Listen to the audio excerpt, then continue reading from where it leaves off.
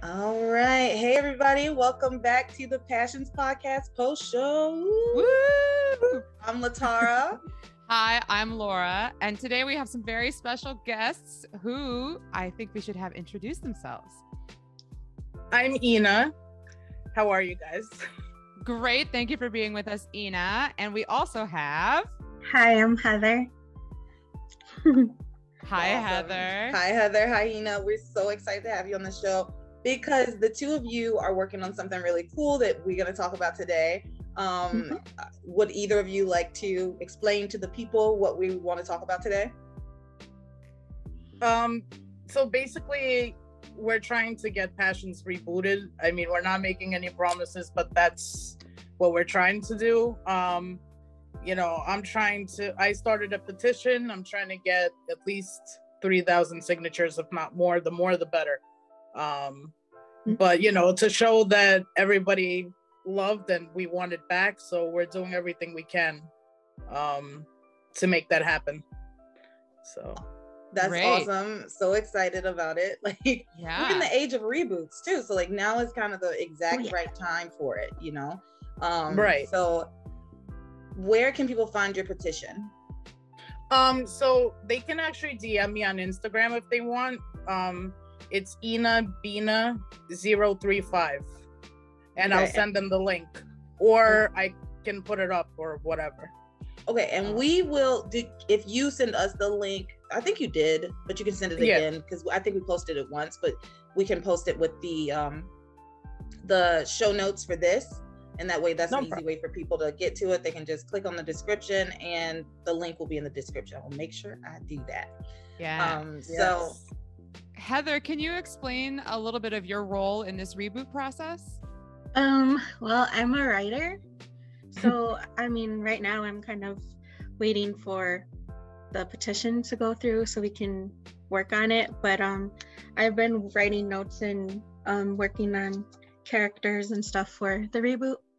I've been doing it for a lot of years, to be honest, but things kind of changed and happened in life, and so it got put on the back burner. But I'm more excited about it now, and hopefully it'll work out, because Passions has been a part of my life for a really long time.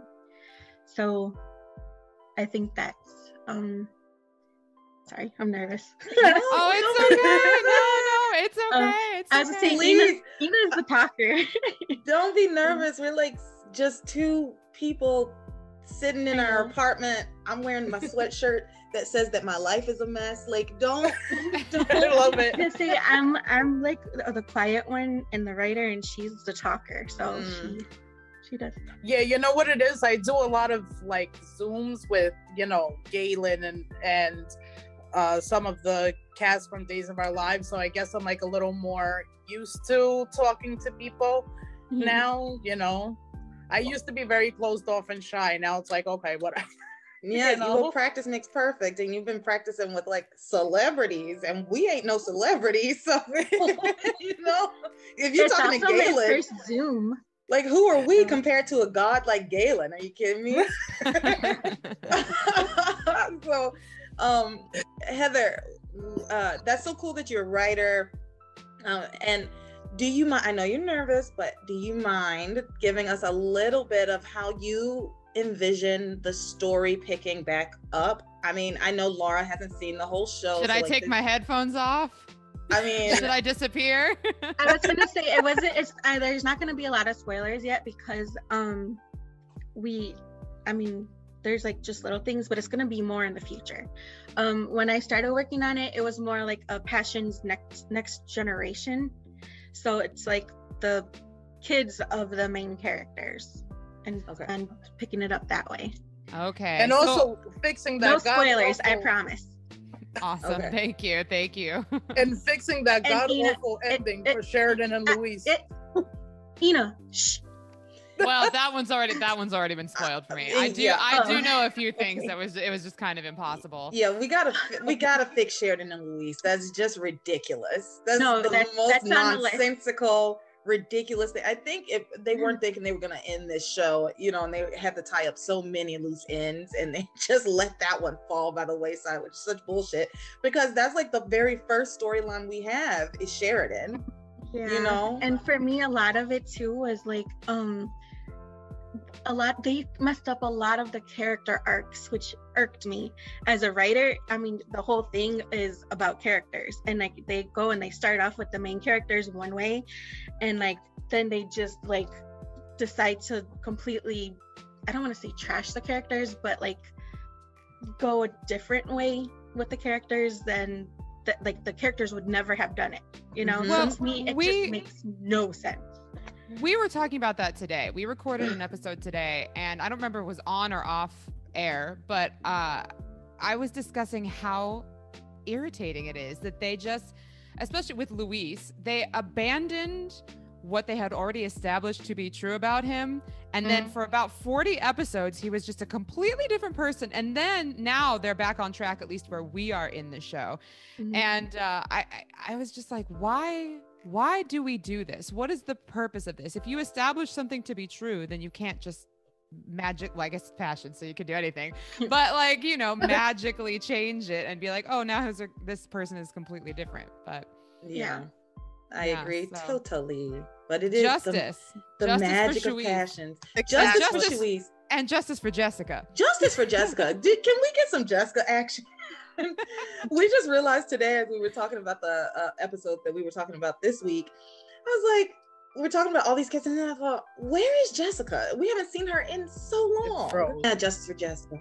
Bless her heart. Where is she? Just working her little fingers to the bone in that stupid antique shop. Oh, so you guys haven't seen the end part? No, well, I've seen it all. I know Jessica. She still needs help. Jessica gets a story. It just takes a while. Yeah. Yeah. Okay. Well, for me, for like the reboot, I kind of want to work on Simone and Jessica's storyline more, because I kind of feel like they kind of got pushed aside. And I think that especially Simone, she could have had a powerful storyline, you know? Yeah. And then they kind of just like pushed Whitney and Simone just out of the way. Her look stalkerish. Yeah. That's what they Simone, you know, but they didn't. And then by the time they did give her a love story, that was like short-lived, because it was with another woman or something, if I remember correctly. Ina, you gotta stop with the spoilers. Laura doesn't know. I haven't seen the show before. Laura doesn't know. My bad. So it happens. It's my fault that I'm watching a 20-year-old show for the first time. So, you know. Hey, at least you're watching. So that's a good thing. Yeah. When did you watch Passions, Ina? Did you watch it like when it aired? Yes, I watched it from the very beginning. So I'll be honest, I watched it from 1999 when it like first aired, and then I stopped around the end of 2005 when they decided to separate Luis and Sheridan. Like, just say you stopped. You don't have to tell us why. You can just say you stopped when, and you know, like Laura doesn't know, and I want Laura to have the true Passions experience. So I keep doing that, my bad. Yeah, we're up to episode 295. So if it didn't happen in the first year, like just don't give the reasons, right? Like, yeah. I don't need an explanation. Like, you can kind of allude to things slightly, but like try not to be explicit. so like I stopped watching then, and then I picked it back up when the pandemic hit and I had nothing else to do. So I was like, you know what, let me watch the whole thing. And I finally watched the entire thing. So okay. So you just saw all of it. Oh, yeah. Okay. What about you, Heather? Had you watched it from the beginning to the end? Yes. I was one of those people who I would run home from school because I had to make sure I watched it.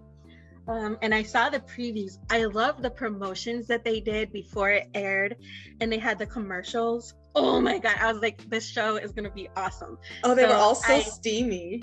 Yes, and I was in high school at the time, so I mean, for me, all the love stuff, I was I was going crazy. Yeah. So I love that part.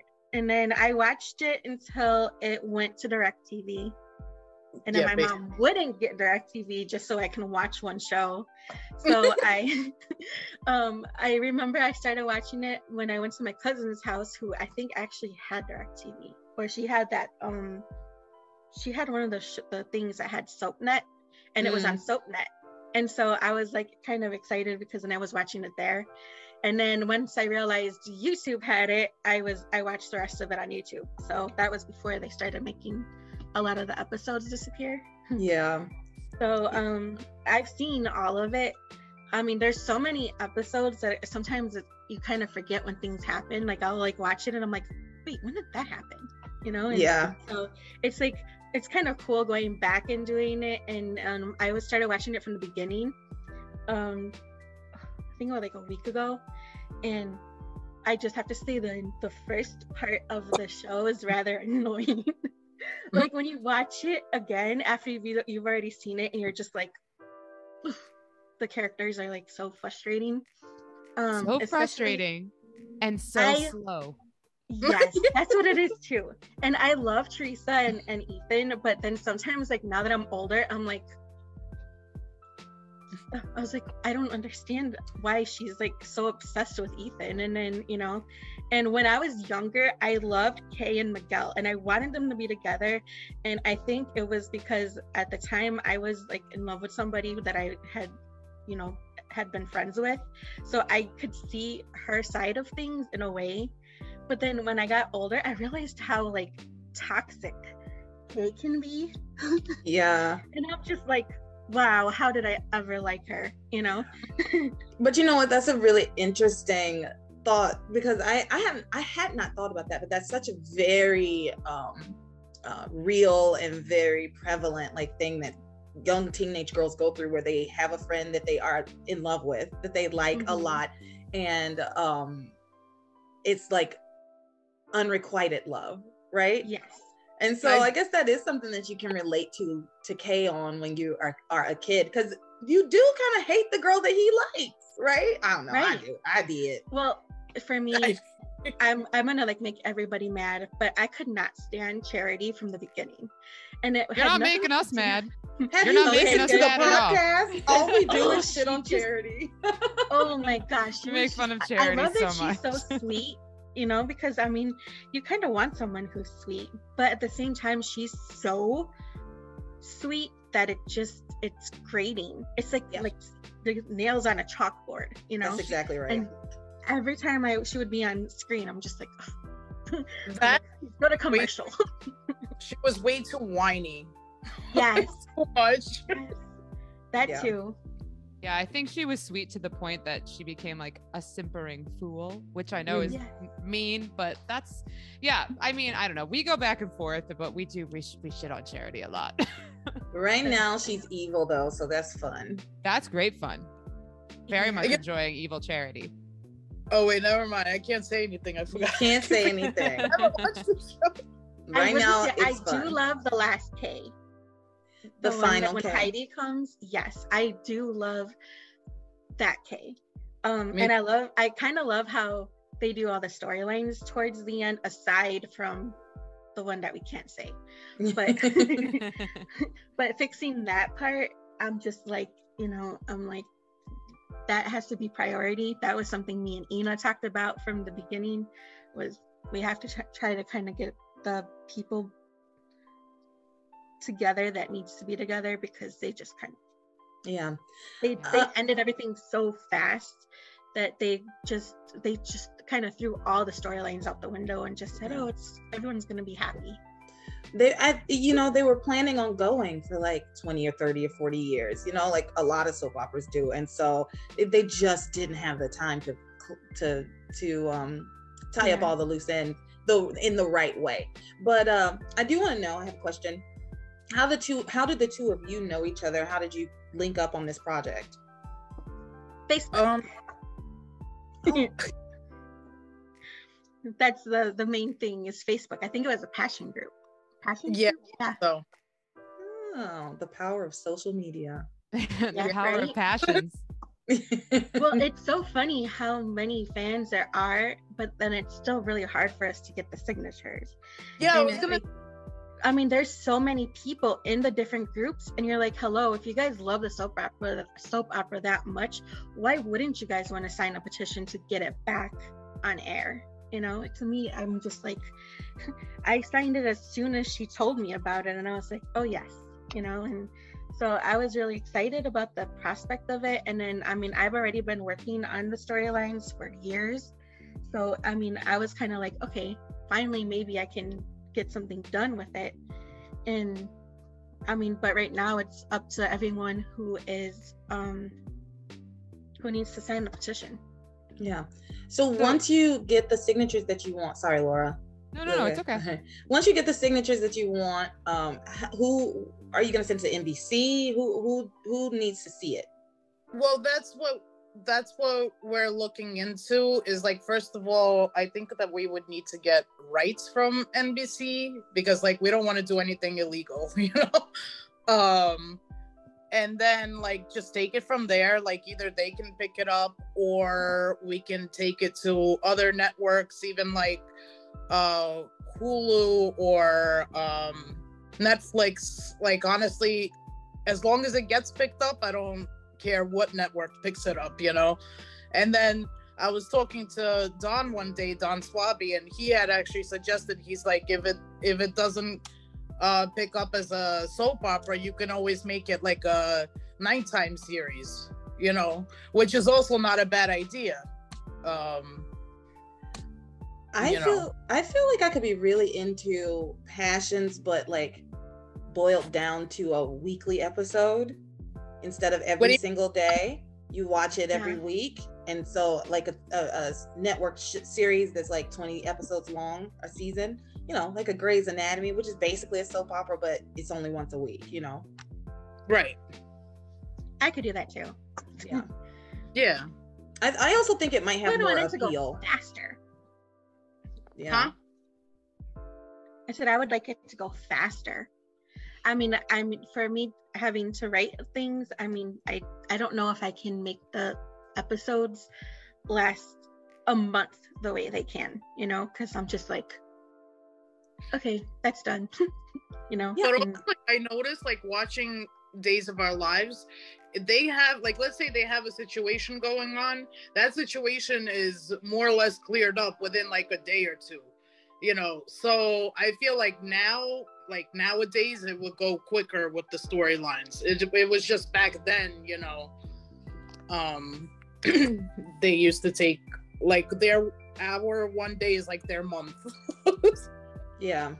We learned from one of our listeners. They sent us some interview information with the head writer, whose name is escaping me right now, for Passions. James E. Riley. That's right. James E. Riley. That he did everything in his power to stretch these storylines out until the last possible second, and then he'd give you that little bit of relief where it was like, oh, finally, we know what's going to happen. The characters figured it out. And that was a particular part of his style. So I think that's part of we know that's part of the reasons that that's part of the reason that Passions was dragged out the way that it was in terms of storylines. Right. But I mean, he sadly has passed, RIP. So maybe with a new writer, a new head writer, a new team in the writer's room, maybe instead of a daytime soap, like you all are saying, like a nighttime show, we could move the stories on a little bit faster, give it the treatment that it needs. Yeah. Like have the same heart about it, the same like core about it, but we write it a little bit differently where we can move through it a lot more quickly, but it's still got that same dramatic edge. Right. Of course. Yeah. Well, it wouldn't be a soap if it didn't have dramatic edge. Yeah. So. And you said all of the actors are on board, like all of the leading. Yeah. Majority. Most of the ones that like I spoke to, yes. You know, Mackenzie is, Galen is, James Hyde said that he would do it. Pretty sure Don would do it. That's like who I know from the top of my head. Mm-hmm. Andrea Evans said that she would, because she always shares my petition every time like I post it she always reshares it. So I know like those few are definitely on board as far as coming back, and but and that's all you need is for a reboot, especially if you're going to be doing like the next generation. Mostly you only need a few, right, a handful of the originals, so just to add that nostalgia, and add a little bit of it wouldn't be the same without some of the same cast members, because then you're just looking at a different show already, and it's like, nah. Right. Agreed. Wouldn't be the same. Well, look, we will, like we said, we'll post the information. So everyone who's watching our post show, you can find that in the episode notes. We'll post it to our social. We'll make sure that we get this petition out there as much as we can to get some signatures. I'll put it on the podcast description too this week. Yes. Yeah. Or next week. Not this week, next week. Right. Yeah. Yeah. And then I don't know exact dates yet, but there will be some lives coming up with some of the cast members, so I will keep you guys informed on that as well when it happens. So it's just a matter of them letting me know, and I'll let you guys know. Amazing. Yes, we would love to be involved and just watch and listen and so thank you both so much for taking the time to talk to us today about your petition. We're very excited about the possibility of a reboot. Heather, I'm dying to know your storylines and what you've written. So I was gonna say I can tell you some later if you want, so that way Laura doesn't get all the spoilers. 100%. I would be totally into that, because I want to know what you are. I just want to know what the where it's going to pick up and where you want it to go. So and I'm no writer, thank so you I very like to get much into the mind of a writer. Thank you very much for taking the time to do this. I appreciate it. I'm sorry I did a couple of spoilers. I keep forgetting she hasn't watched it, because the way you guys do the podcast, it seems like you both have been fans forever, and I keep forgetting, Yeah. No, it's okay. It happens. Again, it's a 20-year-old show, so it's my fault for not knowing what's going on. But we try to avoid where possible. But there's a few things I know, so it happens. Well, it's exciting to talk about it now, because then there's so many other generations that have that are here now that haven't seen it. So I mean, to keep bringing it up and letting people know it's out there for them to watch, so that way when it does come out, one, they're not lost, because I mean you kind of have to know some of the storyline in order to watch the reboot, because I mean there's so much history. So also, I don't have the book with me. Did you guys read the Passions book that they have? We haven't read it yet. We're waiting to read it until we get to 2002 in the storyline to read the book, because that's when the book came out, I think. So that book has so much history in it. When I was reading it, I was like, wow. And I was like, if we can ever get a reboot done, I mean, then we can just keep writing books like that, because it's just, I mean, it has so much information in it. And I'm like, okay. So I also kind of use that as when I'm writing things, so I kind of know the past history before the show kind of started and stuff. And I mean, they do some of the flashbacks in the show, but it's still kind of interesting to see how the parents were back in the day. So it's a really good book. Okay. So, a historical document. Yeah. Right. Also, I just I don't know if you guys know, but there is a Facebook page called Passions Episodes, and it's PSSNS, and on there it has almost every episode. Yes, and also I do have a Shuis group on Facebook, so if anyone wants the link, because it's a private page, you can they can DM me on Instagram for it. Okay, cool. Yeah, just we'll put all that information out there, and everybody can go for it. All right, awesome. So I think that's it for today. Yes. Yep. I think that's it. Thank you so much for sharing your time, for letting us know about this really cool passion project. Yeah. Haha. And we'll let all of our listeners know what you're up to and how they can help. All right. Thank you. Thanks for being on the show. Bye, ladies. Bye. Bye.